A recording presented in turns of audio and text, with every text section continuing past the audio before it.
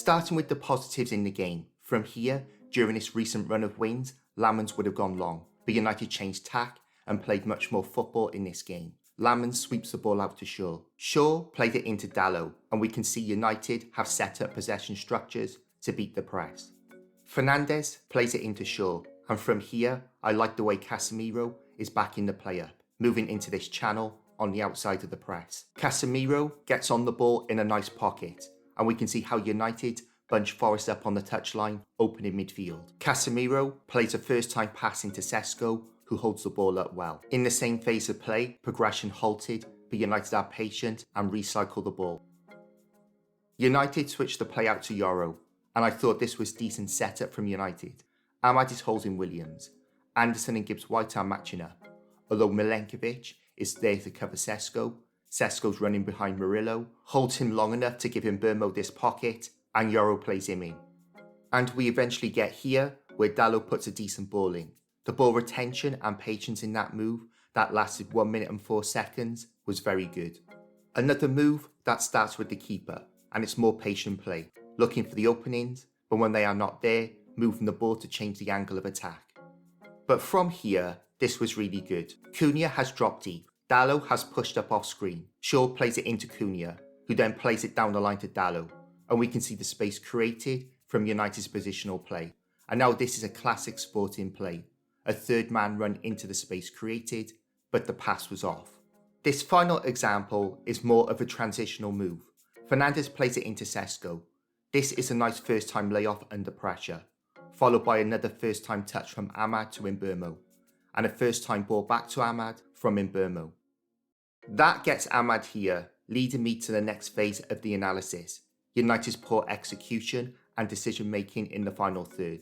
That is not a difficult ball to Dalot, but it's a poor pass. Mbeumo has just played this pass into Sesko.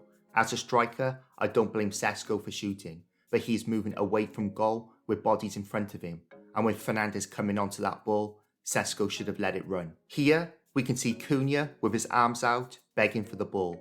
All Shaw has to do is feed it into that channel and Cunha is in, but he delays, then plays this pass on the inside when Cunha's back is turned, and he gives it away. Ahmad does well to cut in, but from here, he needs to slide Sesko in, but he shoots high and wide. And this carried on into the second half, when we were 2-1 down, where everyone wanted to shoot from long range. Casemiro is about to pull the trigger, but look at the bodies in front of him. Just move the ball onto Mbeumo or Ahmad in acres. In this example, Cunha has a better sight of goal, but he could slide Mbeumo or Ahmad in the box. From here, we know Cunha has the ability to roll the ball back and go out to Ahmad, but again, it's like trying to shoot a ball through a brick wall. Another pot shot from Casemiro, where he could have reversed that into Cunha, followed by a toe pump from Fernandes, with Cunha begging for the ball again. Outside of the shooting, United's build-up play started to go wrong. United have just defended a corner. The ball breaks to Cunha for a transition, but he miscontrols the ball. United have just scored the equaliser and looking to build pressure, but Sesko plays that pass straight out of play.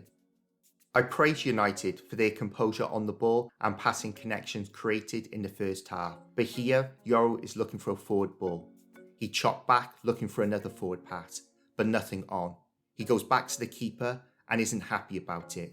There's no doubt the second half unravelled a bit. In my analysis of the Brighton game, I highlighted how aggressive United's back three were in following Brighton's front line, trying to get into pockets. Against Forest, it was the complete opposite. Anderson is on the ball with Hudson-Odoi in this pocket, with Yoro not tight enough. Hudson-Odoi gets on the ball in that pocket, which leads to this shot. This time, Gibbs-White gets on the ball in a pocket with Shaw miles off, allowing Forest to build the play. Shaw again isn't tight enough, allowing Jesus to get that pass off.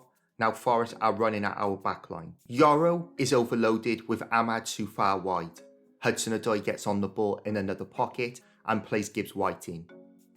Initially, Shaw does well here, forcing Gibbs-White backwards, but then he drops off, giving Gibbs-White space, and Forest get up the field again.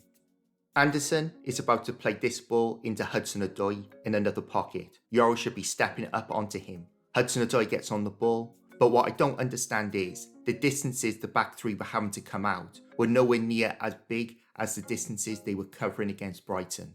In this example, Anderson gets on the ball in one pocket to break our midfield line, then gets it to Hudson-Odoi in another pocket to break another line.